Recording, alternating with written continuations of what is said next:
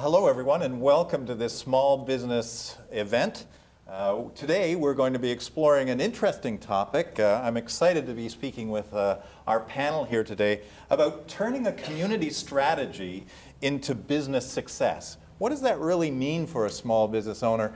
And is this a viable approach that a business could consider in order to take their business to the next level? Yeah, we've heard the phrase that it takes a village to raise a child. Well, does it actually take a community to help raise a successful small business? And how can businesses tap into that energy to succeed?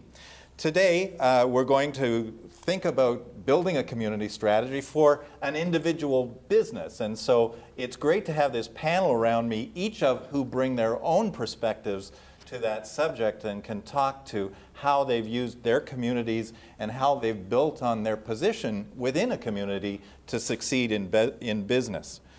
It gives me great pleasure to first introduce Jim Treliving. Jim is, as many of you will recognize, one of the characters, is that fair to say? That's a good thing. Character on one of Canada's most important small business shows, the Dragon's Den. It's been a great focal point for discussions about business in Canada. Jim also just happens to be the chairman and owner of Canada's top casual dining franchise, Boston Pizza. So great to have you with us today, Jim. Thank you, David. How important has a community strategy been to you and Boston Pizza as you've built success with that business?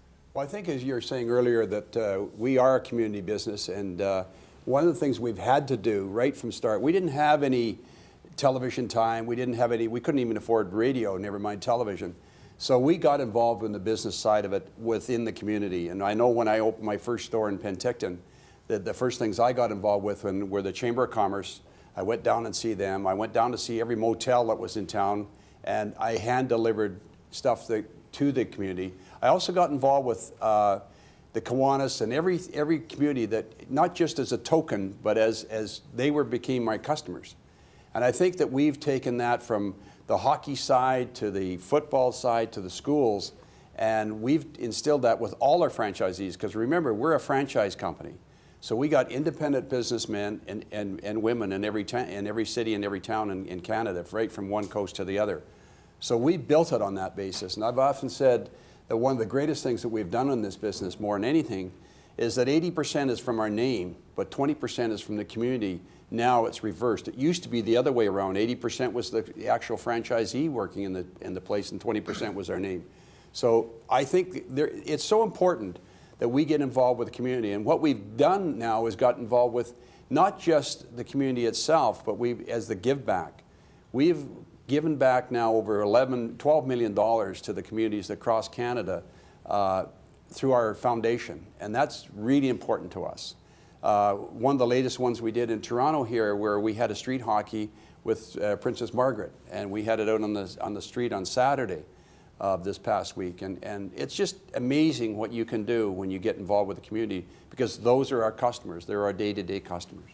And those are things that any business owner could plan on doing as part of building a community strategy. Well, I think, David, that you're very true. And what I think you can do is that when you're talking to your local bank, the Scotia people that you're in your communities, you have to go back and talk to them. And because the bank manager usually in that area, or somebody in the bank, has an avenue to all those avenues you can get for your business side. Get involved, because if you don't, you won't get the business unless you get involved. Really, you won't. And I think it's a huge thing to do. Great advice, Jim. We were pleasantly surprised to meet hundreds of small business owners across the country through the Small Business Big Impact Challenge that we partnered with CFIB this year to present to Canadians. And through the course of that dialogue with Canadians about how businesses make their communities a better place, we met wonderful businesses and business owners, and it's my pleasure to have three of those, actually our winners, here with us today. And I want to tap into that collective wisdom that they bring to this discussion about leveraging a community success. So I'm going to start with Mark Winston. Mark is from Burrard Market Square in Vanderhoof. Mark, you're over on my right here. He was recognized for his contribution to building employment in what is a relatively small community in British Columbia. Can you tell me how this approach has worked for, first, your community, and second, for your business? We saw the community, it's a logging community and a farming community, and it was rather underemployed at the time. We have let people go ahead and start their own businesses in there.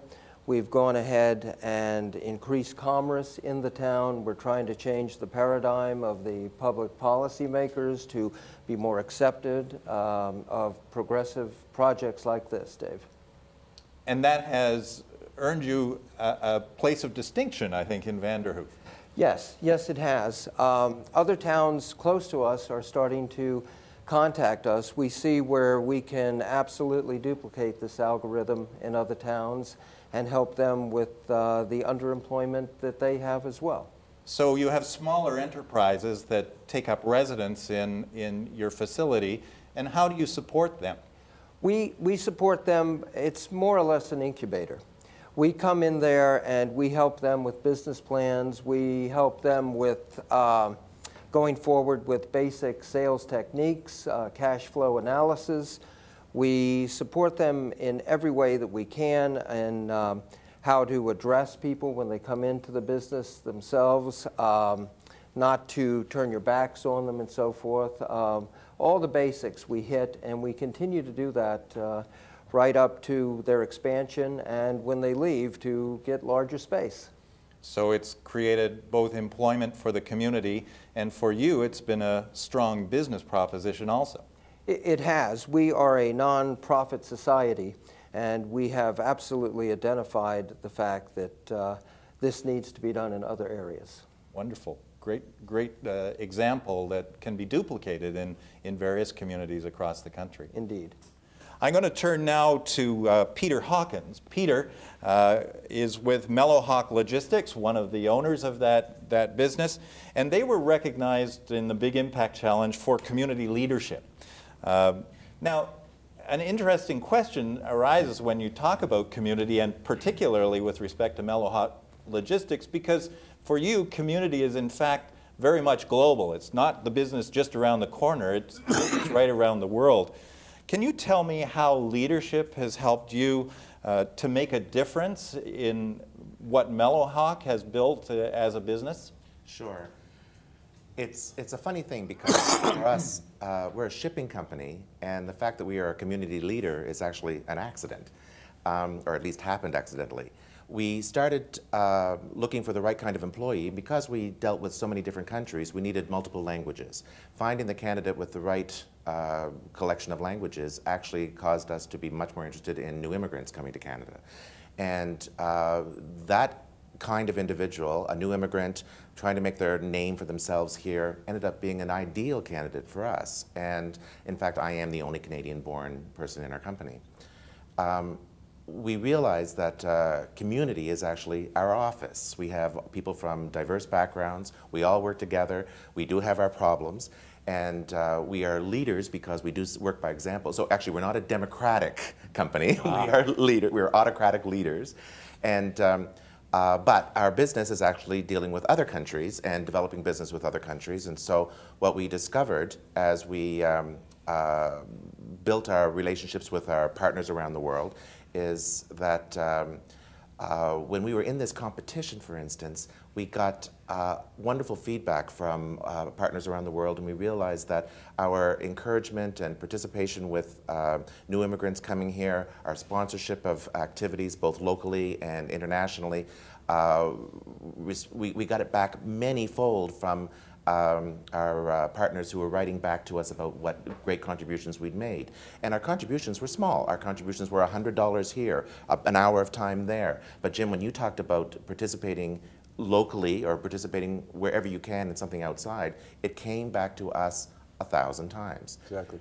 Something else happened. This same exercise of participating in this competition, we every time I talked to a new customer, I had something new to say, aside from vote for us, was also, you know, this is a marketing thing for us as well as something we want to earn, but it's in recognition of our efforts both in charity and sponsorship and community leadership, and we want you to know that we do those things, and we do participate in your community, and we want you to think of us when you are thinking of shipping something. Remember, we were the people that sponsored that film festival or donated that hospital equipment or donated those books. And I can't tell you how much community participation and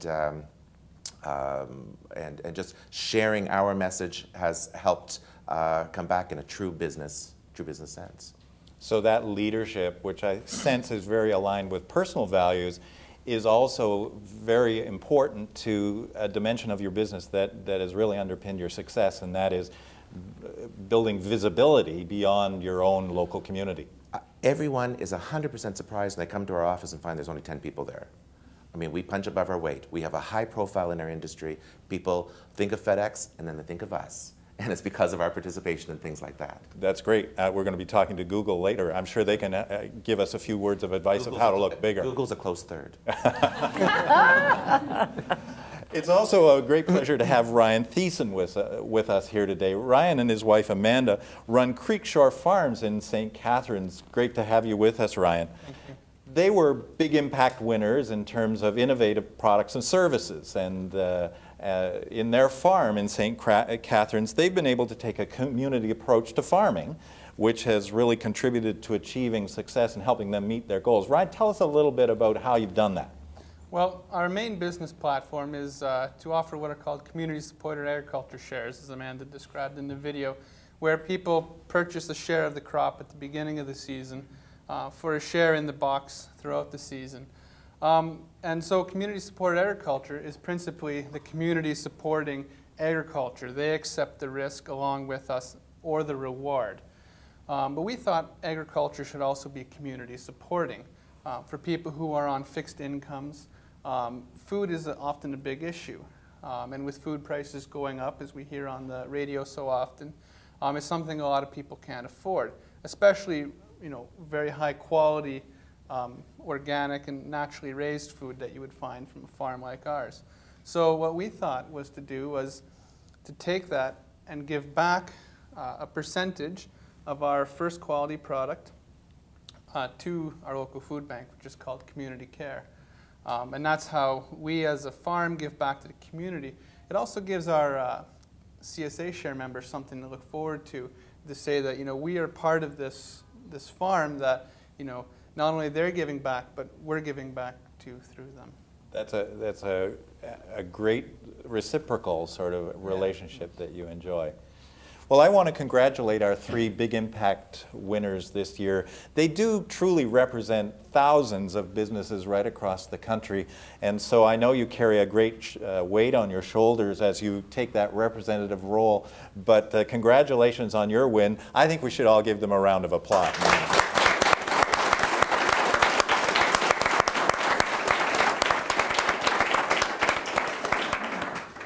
I want to dig into some of the other aspects now of this relationship between communities and small businesses, and it's my great pleasure to have Catherine Swift with us today, President and CEO of the Canadian Federation of Independent Business. And when we were thinking about this discussion today, the word social contract came to mind, and we sort of wondered about the idea, is there a bit of a social contract between communities who very much rely on strong businesses to improve the quality of life of each one of us as individuals, and between the businesses themselves?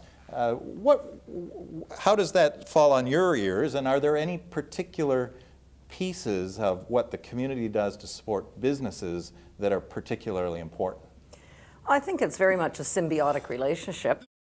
Whether you go about, as a business, whether you go about your community involvement in a deliberate way, as Jim was mentioning in his case, or in it just kind of happens organically.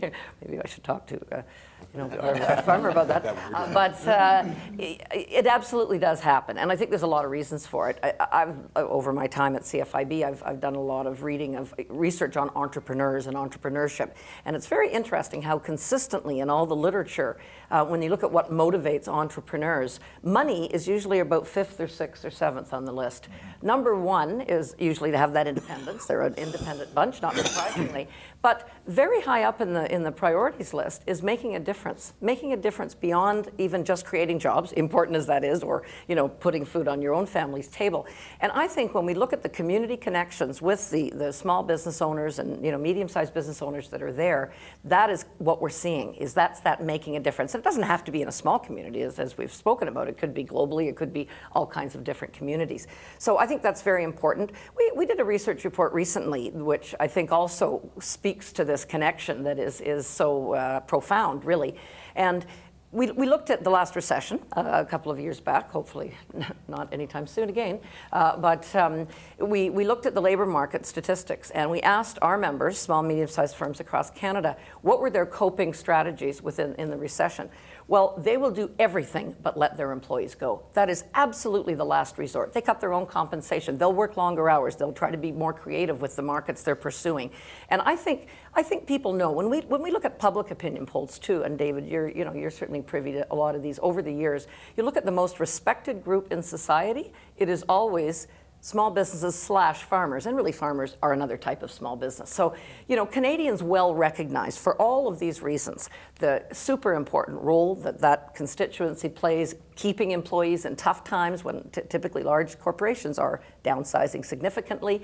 Also in the good times, of course, being there, actively participating, not just by providing employment, but by other kinds of initiatives, whether it's giving back, whether it's sponsoring a ball team. I mean, half of the kids' sports are small businesses are behind those as well. So I think it's a very deep and profound connection that will always exist. And again, nothing wrong with large corporations, don't get me wrong. They're all essential in our economy. But that business that is in your community and something happens to that company, they're still going to be in your community. That large corporation could be gone somewhere else next week or next month. And I think that relationship is one that is well recognized by Canadians. That's great. I know CFIB takes a lot of pride in being the voice of its many members who represent small businesses right across the country. And it's interesting to see as we go through the economic ups and downs how the role of small business doesn't change a lot, or to my eye, it doesn't seem to change a lot irrespective of the economic cycles we're in. Yes, and that is very true. In every recession we've seen, when we look at what's actually happened, the small business sector is a very stabilizing force out there. And what's intriguing in terms of their contributions and their varied contributions is in job creation and the employment overall. When you look over the past few decades, the small medium-sized sector in Canada has grown to be roughly half of our economy now, and half of job creation as well. That wasn't the case 40 years ago. So for all kinds of different reasons. Some of it is technology, that in a large, look at the auto manufacturing sector. We're still making lots more cars with way fewer people because technology changed that equation. But in the small business sector generally, it's grown to be a very, very significant part of the economy. And that's good for Canada because that means that even in tough times, we got a good chunk there that's going to be pretty stable. Thank you. That was an excellent segue into a discussion about technology. And we have David Resnick here today, Head of Industry Financial Services at Google Canada. David, welcome. Thank you. Google is a company who has thrived on bringing new ways for businesses in general and small businesses in particular to open up new doors, and it brings a new twist to the idea of marketing when you're thinking about who is my community and how do I reach them. As you look at some of the traditional community borders that have existed, can you give me some thoughts on how small business can benefit from some of the resources that new technology and sort of the reduction of physical borders has happened because we're relying on resources like Google? Absolutely. So I think when you think about Canada as a community of businesses, We've vastly underestimated the potential of what the internet is bringing to us. And I say this relative to some of the other countries where we have a lot of data about how Canadian businesses interact with consumers that are online. And just to share a couple of stats with you for context, when you think about our population here in Canada, who many of which are going to be consumers of your products and your services, 80% of them have broadband connections, and we spend about 40 hours a month online. So we've well surpassed any other type of media from a consumption perspective. These numbers actually make Canada the most engaged population in the entire world when it comes to using online. I won't speculate as to what those reasons are, but those basically are the facts. What that means for businesses actually has a couple of implications. First of all, when you think about our businesses, 86% of consumers who are online are actually doing some type of research prior to making a purchase. So they're looking either at your products, your services, they may be looking at your company, or they may be looking at your competitors. And if you don't have a presence online, you're literally missing out not just on that Canadian population, but potentially on the entire world population. And when we look at the stats to compare the two, of the 2 million businesses here that we have in Canada, less than half of them even have a web presence. So I think the most important part is at least establishing that web presence. It can be as simple as creating a 5-minute process to register your website on Google Places, up to selling your goods in a very complex system of e-commerce online. So there's lots of different options there. It really has opened up some new approaches to marketing that are very accessible, no matter what size business you happen to be running. Absolutely, and I think that's the beauty of online advertising is you can be very specific about the way you go after customers. So it can be customers in your geography, it can be customers who are interested in a very specific type of product, and you can not only pinpoint them, but then you can also measure and hold your marketing dollars accountable to how it's performing. Very good. Jim, you're no stranger to the process of marketing a business. Do you have any comments about how small businesses can be effective in reaching their target audiences? Well, to answer, David, what has happened with our businesses and the businesses I'm involved with Mr. Lube and also Boston Pizza, is that about 13 years ago, or 12 years ago, I guess it is now, we had a part-timer in IT. Today we have a whole division. And I am on Twitter for the first time in my life as of 3 weeks ago, which I have no idea what I'm doing sometimes, but it's tweeting. And it's amazing where it's taken us with Google, and we've talked about these and the different things that are happening within small businesses. Most people even apply for jobs. They want to know what's going on with your company, so they go in to Google it and they find out all about it. We sell franchises through Google. It's amazing what has changed in our world.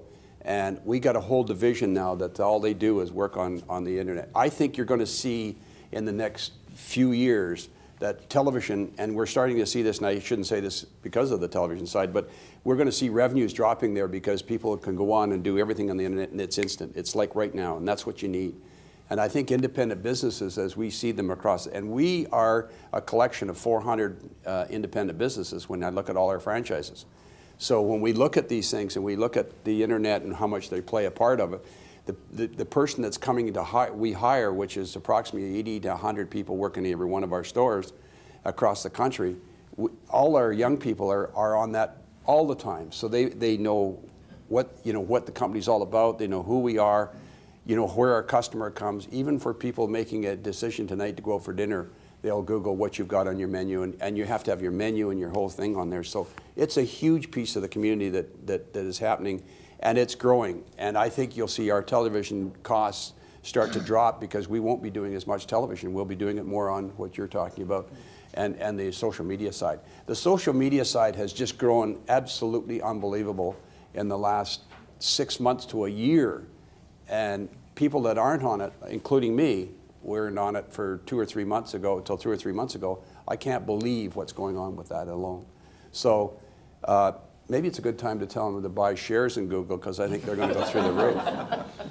And you can get a small loan at Scotiabank. And I would highly recommend it. Investment advice caveat. Can we use both hats? Okay. It's not indicative of future. But I think that you're going to see this in everything you do. And if you don't get involved and you don't know, I had to jump into it, and I'm of the older generation, so do it. It's so important to be involved with that. And you're in a great company. Unbelievable. Jim, in the North, we found that many people were not literate where computers are concerned or websites, and we in our marketplace started an eBay store. So not only they could sell their products out of the market, but the community could come in and sell their products, because a lot of them have dial-up, so it would take forever. So we found that to be a totally new aspect for a small town in the North. Oh, I think you know, when you look at the small towns, that I was stationed in your town in Vanderhoof when I was a policeman. And I remember going beyond there wasn't much of a road after that when I was there. So coming back now, when you look at these small communities have become world communities because of the fact of the internet. And Correct. What you're finding out now is that you're not small, you're not lost in the North and hidden somewhere where nobody knows anything about you. You're exposed to the whole world. You're exposed to the whole world. Well, actually, if I could Instantly. back that up, we did some research on how many of our members were trading, exporting or importing or whatever. Right. And when we asked them how they got their initial entree into another market, fully half, I couldn't believe it, 50% said somebody got onto my website. We called them the accidental traders because Right, they weren't even planning that. But somebody said, gee, I'd like to buy some of your stuff, whatever it was, and fully half. That was amazing. So any business, I mean, we certainly encourage any business out there. I think It's Canadians not are complicated. we're really, we don't sometimes give ourselves credit to what we do. You know, I looked at when I moved down to Texas in the States, and you know, people were still writing checks to pay for stuff. And we were, you know, we were already using credit cards way ahead of anybody in the American side. So we can take a lot to the other parts of the world because of our knowledge and how we are as a society. I mean, we're a great independent group. And I think the one thing I found in doing Dragon's Den is guys like you and you guys that are coming into this business that we are seeing as entrepreneurs across the country. My God, they're coming out of everywhere. And whether recession does that or what it is, but Canadians for some reason now think that, man, I can start a business, it's easy. And all you have to do is follow these rules and my God, I can do this. So It's a dragon effect, isn't it? it's a dragon effect. And I mean, we get 2 million people watching that program every week, and now we're getting people that, you know, guys like myself become rock stars walking down the street. Have I got a deal for you, you know? And that's the kind of stuff that's going on right now, and I think it's fantastic for our country. I think we'll grow and grow and grow, and we're leaders. Trust me, we are leaders. I travel around the world, and it's amazing what I see out there. And the minute you walk that little Canadian flag, man, oh man, you're, you know, boy, you know something about business. Do you know how to do this? Do you know how to do this? In your business, the same thing. Well, you're a leader now. Well, in my business, not a day goes by where someone doesn't call to say, I want to sell something to somewhere. And the couple of key things right off the bat is they may not have done the research or may not have done enough research. So first of all, we send them to the net. You've got to go look and see if somebody wants to actually buy your thing. And we end up doing a little bit of almost incubation by consulting with them to give them advice on how to get that to happen, make sure they have a buyer, make sure they have a product that people actually want. Because ultimately, our contact with that individual, even though we're steering them to the internet to educate them as much as we can, is we're trying to build a client. And if we can give away some free advice, worthwhile free advice, for instance, go to our website and follow our policies, then we could build a client. And that's something that is happens over and over and over again with us. Well, I think you look at it, you know, just the company that we're representing today in Scotiabank. I mean, you look at the scenario we've had in Canada, and I've lived in the U.S. for the last 11 years. Like, I spend a lot of time here, but back and forth. Who is the best banking in the world right now? Just think about that. Because every bank that I know of, including the big one down there, the Bank of America, is in trouble. And our guys aren't. We used to bitch all the time about how bad it was, where their banks were tough on us. Thank God. Because in independent business, that's exactly what you got to have. If you don't have that, if you don't have a tough banker to start with, then you can run amok. And these people ran amok down there for years. I mean, it was unbelievable to see what was on down there. We don't have tough And you bankers. don't have. Yes, you do. But you have tough bankers, but they're good Tough but bankers. fair. Let me interject something on that banking Yeah. side too, is money's tight. Everybody needs money, nobody has enough money, we're trying to sell stuff. Our relationship with our bank is actually terrific. Our branch is great. Exactly. Frag, our manager, came here. We're thrilled that she's here today. But I will tell you that every person at that branch knows who we are, and we know who they are. Exactly. We focus on them. We visit them. We make sure that they know where we are in business. They have visited our offices. It is really important that you understand that whatever you focus on gets done. And even if that means focusing on a relationship with somebody who could give you money if you needed it. Well, the other side of it too is that you got, when you walk in there, you got somebody that's intelligent sitting across the other side of the fence and talking back and forth to you. That gives you some ideas that you weren't thinking about. I've often said in this business, there's two things you have to do. I wouldn't have been survived today if we didn't have a great banker. Because in those days, I didn't have a line of credit, but we had 7 days before my check cleared. Right? So that was my line of credit. So it was a great thing. You write the check on Monday, it didn't get through till Friday. Heck of a line. But then that dried up. So then you have to really get involved. And I think it was my bankers that kept me in business and through the years, and along with some good, astute talking about guys at KPMG and places like that, that we actually grew that way. And I think that's the same as we're seeing today. If we didn't have the astute bankers we have today, this country would be in terrible shape if they had followed the U.S. At terrible shape. And we all know, guess who's buying in the U.S. right now? Canadians. We got the best guys coming out of Toronto. If you go to Florida, the last 30% or 40% of people that bought houses down there, Canadians. If you go to the other side of the country, you go to Phoenix and you go to California. I go into places like Palm Springs and there's 5 WestJets flying in there every day, bringing Canadians from 5 different Western Canadian cities. And that's what's buying. And I think that Canadians are very astute at how they do business. So I think we're one of the best, and we teach people around the world how to do that now. What I find really encouraging, sorry David, is for the first time in the last number of years, we see a very high proportion of our young people wanting to be entrepreneurs. Exactly. And that wasn't the case 40, 50 years ago. No. To give you a comparison, I saw a survey from France recently. It just shows you the massive culture change, because we're much more entrepreneurial in Canada than I think we give ourselves credit for.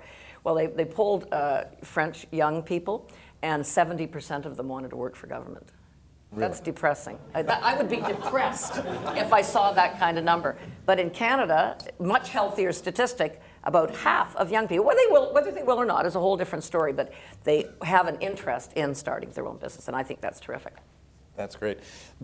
And that raises the role of business owners acting as sources of advice to young people who are looking at new enterprises. But also, Peter, your positioning of what you do as offering advice about Mellow logistics, particular processes. There's actually 2 things involved there. One is that, of course, we want to create a new client. So we give advice, and we give really good advice. We have done it before. We've seen it succeed. We've seen it fail. The second part is we're actually very good at what we do. And so one of the things we're doing is we're opening up a training center. And we're actually going to teach logistics. And it is certified with the Canadian International Freight Forwarding Association. We have the programs. We've already been doing it with interns, and we realize that we have something that we can offer that is both a it's a call from outside the country. It's, yeah. So somebody take it, damn it. No, I just want to interject that so we are training logistic skills on how to actually deal with security concerns, environmental concerns, and just keeping the price down, as well as teaching entrepreneurial skills for people who do want to start their own business. If you can't find a job, you can create a job. Mm-hmm. And I just want to interject one other thing, too. You mentioned when you were talking about growing up the company, Jim, and then you said about KPMG. And I realized one of the great things that we realized was how important accounting was. You know, you can make all the money in the world, but it's nothing if you don't know where it is. Absolutely. And we realized early on that we needed to keep track of the money. And that really helped us do a better job in our business. I looked at a business not too long ago in New Brunswick that they had over $25 million in volume 3 years ago. They've dropped down because they're working on a U.S. market only. And I got talking to them, and they, if you can imagine this, they didn't have a CFO. I mean, if you don't have the accounting background, the 2 things you have to have, again, is banking and accounting. And if you don't have that, then your independence won't last very long. You've got to make sure that you do those things, the 2 keys, accounting and banking. And if you don't have those, you just won't make it down the road. What about the small business owner that might not have the internal resources to to have their own financial expertise on site. What sort of advice would you give them? Dave, if you have a low-cost entry point for entrepreneurs and a supportive environment, they will come out of the woodwork. We are in a town of 4,000 people, and the amount of people that have come to us and have worked through the building is just incredible. They feel supported there. We take care of them there. We give them advice there or send them to people for that advice. We've had meetings with them. We've brought in accountants. We've brought in marketing people, all these sorts of things. And they can learn from them. And these accountants would come in and they want business as well. So they're going to try to nurture these people and get them up to speed and then have them as a client going forward. Again, you can Google that stuff. I was just going to ask you. I didn't want to say it. Go Scotiabank, and trust me, it'll come right out, and you'll have. There's lots of online programs for accounting, but when people say, if you say your business is too small to take advantage of it, you're actually not too small because it's going to save you money. I agree. That's all there is to it. So if you are starting a business, part of business is accounting. That's all there is to it. And so whether you're doing it on a pad and just making entries and all that kind of stuff, start somewhere, but make sure you understand where your money is coming in from and where it's going out.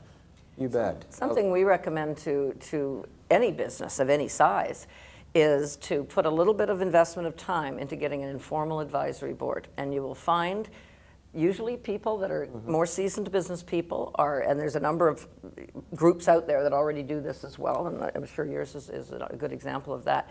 But just get 2 or 3 people, and just the common sense stuff that they can give you. And business people are typically willing to do that. Yes. Maybe they're people that are a little older and they're not engaged 100% in their business anymore and so on. And that is such a common thing to have for success, and many businesses don't do it, but it's worth the investment of time. Yeah, because all mistakes have been made before. Oh, yeah. You know. Ryan, do you have? Well, I think as a small business of only 2 people, I can't have a CFO. That's right. But It's you. You're it. I am the CFO, but I think for a lot of small businesses, I mean, most people are close to a university or a college where you can take entry-level business courses, which is what I did. You know, don't get into the big ones like derivatives and things like that, but basic accounting, it goes a long way towards starting your own business so that you can actually talk about business with the banker and with accountants. Because if you don't know that language, even if you have the accountants, you may have a hard time understanding them. And that's not a significant investment of time. Just to take 1 course a semester. Most of them offer business courses in the evenings for people who are running their own businesses. And that's exactly how I did it, and I think that's another thing to consider. Great way. And when you have accountants, ask questions. Exactly. Don't let them just draw conclusions for you if you don't understand it. Find out why they're drawing those conclusions. One of the other great resources, I think, is just using the internet as a way to find people who have either like-minded interests or who actually are in the same context as you, right? So you may find other sustainable farmers, not necessarily in Ontario or even in Canada, but they face the same business issues. And so they can become an interesting resource. To your point, they may not have to necessarily be physically there as an advisory board, but they can certainly be a sounding board, and the web is a great way to create those connections. Another thing too is actually industry associations. So CFIB is an excellent association to join if you're a small business because, again, she has seen all the mistakes. But in our industry, we have the Canadian International Freight Forwarding Association. We're very active in it. It is a source of leads, it's a source of rewards, it's a source of investment when we need it. You know, back to this is slightly off topic, but back to the technology and the internet. If you understand your business market and your competition in the sense, I come from an industry where the average age is well over 50. There's not a lot of young farmers. And a lot of people who are farmers over that age don't understand the internet. So one of our advantages in our own business was to have an internet presence. We get a lot of people telling us it's really hard to find a CSA box share program. People are looking for that. But they find us because we worked really hard to make sure that when people type something into Google, that they found us. And so understanding your market and using the internet can be a huge advantage in this case, whereas a lot of our competition maybe has a blog, but really has nothing and just rely on word of mouth. You know, what you just described, that process of sort of stepping back from your business deliberately and thinking about what is an advantage that you can actually put into play to help you succeed. That process of really thinking through what's my advantage is something that we're always talking about, but to hear you talk specifically about turning that into an advantage for your business, is there some other specific tip that each one of you might sort of throw onto the table here, onto our lovely coffee table with flowers, when it comes to thinking of your advantage and how you can leverage, how you do leverage that in your particular local or global marketplace? So I'm going to challenge you to come up with one gem, a tip. Discipline, hard work. You're never going to work harder than you do with your own business, and be prepared for that. And also be prepared that every customer or client is basically your boss. They're going to give you feedback on what they're looking for and what their needs are. And if you listen to that, you're certainly going to hear a lot of good information that you won't hear from your neighbor next door. Great tip. David? I would say use the internet as a way to test and learn in a cost-effective way. So you don't have to throw out, you know, a $10,000 campaign on a billboard and a street sign in order to figure out whether it works. You can be very segmented and say, I'm going to try this market out. I'm going to see if there's customers in Montreal. I'm going to spend $100 a day to test that out, or maybe it's $100 a year, and I'll find out if that works. If it does, fantastic. I can then reallocate money to where it makes sense. Good tip. Catherine, you're up. Well, my first one was a little bit scooped, because I was we see so regularly in the information we collect on an ongoing basis from our members that their best source of information are customers and suppliers. However, I have another one. Okay. Another interesting thing is when you ask a business owner what was the biggest surprise they had, they knew they were going to have a challenge with their marketing. They knew that, you know, they knew their financing might be challenging. But the biggest surprise was how much time they spend filling out paper for government. And this is self-interested, but that's why organizations like mine exist, because there's such a load of stuff that can be streamlined, simplified, get an intermediary to help you if CRA decides they're doing an audit that day, and the things you can do to protect yourself, and on and on and on. Because that's something, unfortunately, a business will spend an inordinate amount of time on. It's not productive for their business. In fact, it's unproductive for their business. But I think if you have that realization up front, then you can build it into your contingency plan. But I can't tell you how often I've heard that was the #1 surprise of running a business. Okay, good. Peter? First of all, those three were all really good, and they were all that I was thinking about too. One thing, you'll never realize just how much hard work and time it's going to be. It's always going to be that way. You need to educate yourself. You need to be educated. Don't fall in love with your product thinking it's going to sell, because you've got to make sure somebody actually wants to buy it, so you might as well get an education about it. And that damn government paperwork, you're totally right. I have 2 people doing it, and they're driving me crazy all the time. But I think what else you have to remember is just that it's nobody owes you a living. You chose to do it. So don't get bored with it, stay interested in it, and whatever you focus on is what's going to get done. I think in addition to that, the community involvement factor is a wonderful way to actually take a break from your day-to-day stuff, but still build your business. So whether you're coaching Little League, or you're involved in some kind of film festival, or in some kind of charity, whether you're just giving time, it doesn't have to always be money, because we don't have any money, but it's just the time. All of that stuff can help you build your business without actually draining your soul. And I think you know, those are all real ideas, and those are all very serious things that we consider all the time. Great. Peter. Ryan. Ryan. Well, we did Peter. You're Ryan. Well, one thing, if I can add to my earlier thing, we often think of well, a farm, for instance, you know, local farm. You don't think much more local than your own little bubble of an area. But what we actually find is that people from, say, Montreal will find us, and they'll say, hey, we're moving here in so long. So really, as local as we think we are, it's still important to have that broader base of customers and of exposure, because you never know when one of those people may come to you as a customer and plant themselves. Building advocates broadly. Very good. Jim. Well, you know one thing, the harder I worked, the luckier I got. That was a great thing for me. I think the other thing is know your business before you go into it. Understand it and be sold on it. But also be able to listen to people when they say that's not working. and be able to change or follow or start moving around. Because when I started out, we were selling 20 kinds of pizza and 3 kinds of pasta. If you look at our menu today, it's 180 menu items. And you have to expand and you have to go with what your customer is saying. So we listened to our customers. We did all kinds of surveys and stuff, but basically we listened to our franchisee, who is our customer. That's our independent. We don't have 1 million customers. We have 400 people that we listen to in our business. And that's what is the feedback to us.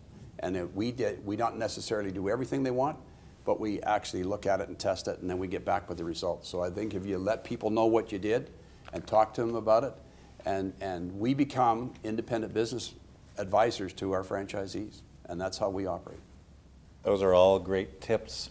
And I think as a group today, we've explored this idea of strong communities building strong businesses and strong businesses supporting strong communities with some great ideas that small business owners can put into practice in their local small businesses. So hopefully our words have been heard as encouragement. Small business is such an important part of the Canadian landscape, and we're grateful to the work of small business owners right across this country. I want to thank each one of you for being part of our panel today. I think they deserve a round of applause.